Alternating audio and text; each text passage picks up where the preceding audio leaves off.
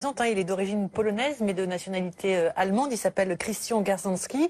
Il est âgé aujourd'hui de 52 ans. À l'issue d'un très long procès en février 2009, donc ça date, il a été condamné à 18 ans de prison par la Cour d'assises spéciale de Paris. 18 ans pour complicité dans l'attentat de Djerba, contre la synagogue de Djerba en avril 2002. Il a été la dernière personne en contact avec le chauffeur de ce camion qui a tué 21 personnes, dont 2 Français. Entre 1999 et 2001, il a fait des allers-retours entre l'Europe et l'Afghanistan et il a été dans des camps d'entraînement d'Al-Qaïda où il a rencontré Oussama Ben Laden.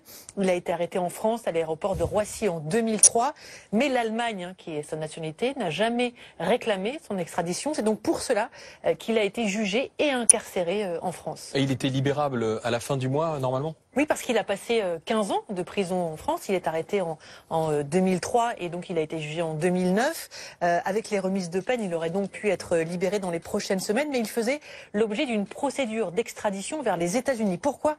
Parce que sur plusieurs photos à disposition des services de renseignement, on le voit aux côtés d'Oussama Ben Laden, mais aussi de Mohamed Atta. Mohamed Atta, souvenez-vous, c'est le pilote de l'avion qui s'écrase contre la tour nord du World Trade Center le 11 septembre.